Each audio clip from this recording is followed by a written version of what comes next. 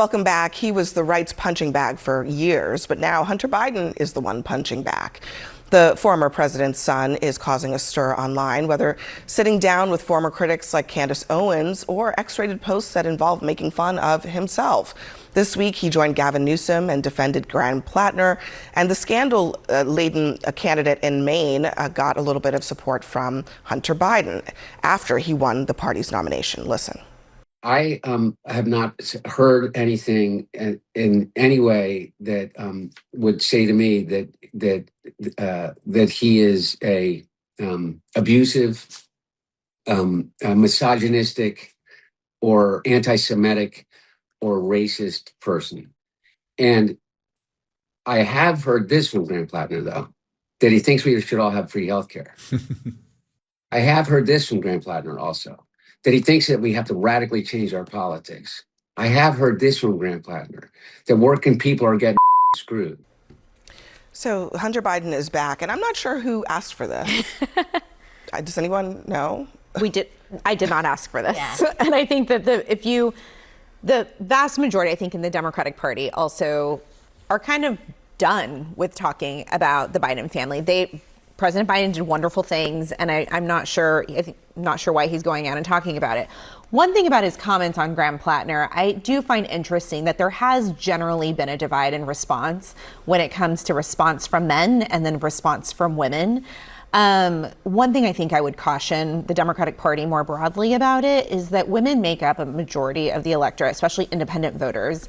And if people are and I think that obviously the voters of Maine are going to vote when it comes to Graham Plattner. It seems like the allegations don't bother them. But for national Democrats to really go out on a limb right now, I don't think it is a smart idea for the reason that we need them to win in the midterm elections. We need women to win in 2028. And if we start alienating women, that is terrible for the Democratic Party. We cannot be the Republican Party. And so this conversation, with national Democrats, I find interesting because of that gender divide. I mean, Reshma, do you think it's alienating women? I mean, the way the Democrats are handling it? I didn't like the smirk on their faces, right? When they actually made that comment about, like, he hasn't done this, he hasn't done that, but he has real allegations, from women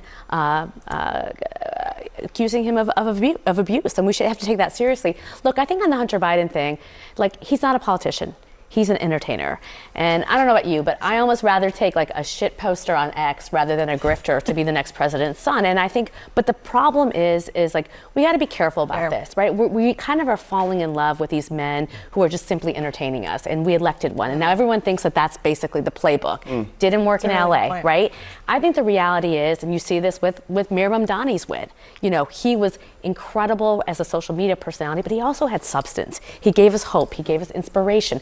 That's what that's what voters are looking for. And so I think just be careful on this playbook as it being a signal of like, that's what you have to do to actually get elected. That is such an important point because to me, the Hunter Biden thing, like, first of all, I don't think most people care. I'm not one way or another.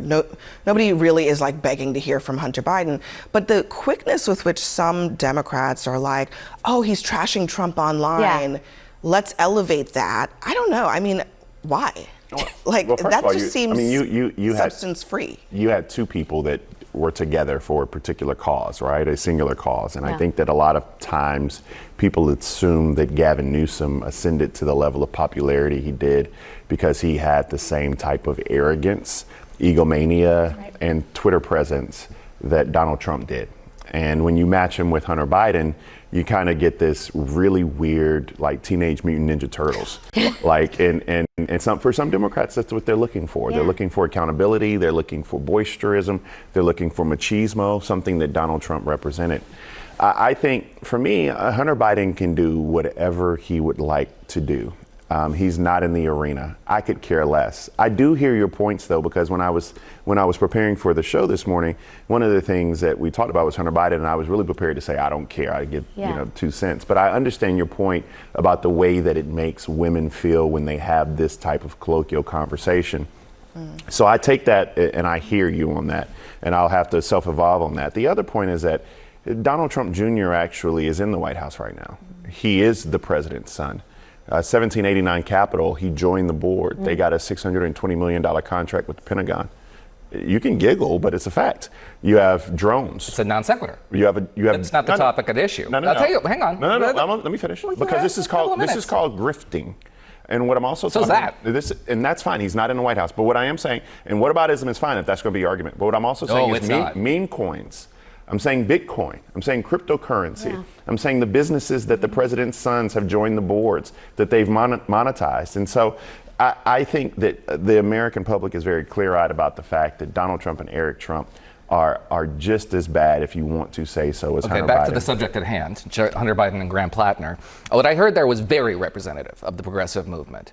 Yeah, he's got some character flaws. Maybe I didn't hear that he said black people don't tip. Maybe I didn't hear that he said that women should, accept the fact that they are inviting rape.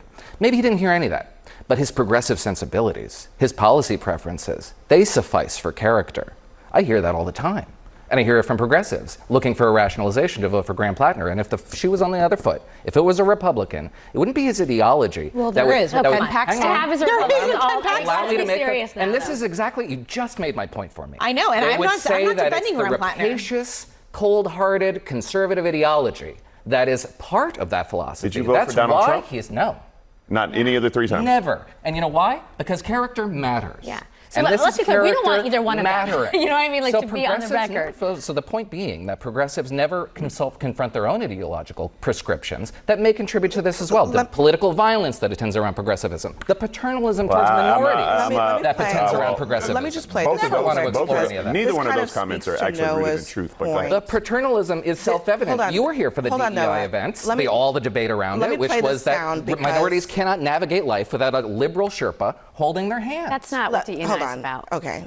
That was let me play this because I think it speaks to some extent to your point, but I think what you're going to hear here is actually maybe an evolution among some people on the left. Listen. The kind of old rules, unfortunately, don't exist anymore. I think a lot of us, I miss decorum. I miss actual researched and corroborated journalism being what gets on the air. But at the end of the day, I think if you don't go into some of these spaces, you leave a vacuum for the worst misinformation, for the worst racism, for the worst sexism to grow. And while I do believe my forever First Lady, Michelle Obama, should stay high, like when they go low, she should stay high. I don't want that woman in the muck, but I was raised by a mother who was raised in the Bronx. Like, you want to go low, I'll meet you in the gutter. We kept it classy for too long, and at this point, I'm like, come at me, and I'm going to punch you in the mouth. Let me chime in here because I hear everybody's points. I need to disabuse you of a couple of notions. First is this paternalism that you talked about with DEI and everything else, and I think that is a decently privileged statement to make for this reason. One of the things that people don't realize is that the cost of change in this country is extremely high for minorities and people of color. Every ounce of change we've ever had in this country has been because of black blood that flowed through the streets. So you don't have the 64-65 Voting Rights Act. This isn't paternalism. This is without the Edmund Pettus Bridge, right? And that was the first time white people actually were able to see the brutality black people faced in the streets of Mississippi. You don't have the Fair Housing Act of 1968 without the assassination of King. You don't have the Confederate flag come down without the killing of 9 people in a church. You don't have a conversation about criminal justice reform without George Floyd. And so I give you those historical markers because when you're able to articulate or come on TV and say that there is some paternalism that goes along with the progressivism and the way they treat minorities, that's simply not the case. One of the things I believe my goal in life is to drive down that cost. And so when we talk about people like Graham Plattner, when we talk about people who are imperfect with all of their markers, one of the things that minorities in this country in particular are dealing with are grasping with this unenviable task of choosing this kind of lesser of two evils because we cannot afford the ability to be persecuted, oppressed, or put upon any longer. And so I hear the balance, but I want you to understand there's a certain level of empathy that has to go into this decision about the choices that we make and the alternatives that we have. Because if Graham Plattner was not the nominee, I would cheer loudly. Yeah. That is my goal, but there is a certain privilege that goes. But I think there's I'm sorry, you're just looking directly at me. Empathy is fine, but empathy stripped of discretion is not fine. Empathy stripped of discretion and judging individuals as individuals rather than avatars of a political movement, and then subordinating the standards you would apply to anybody else merely because they're part of your political movement. Next for us, as President Trump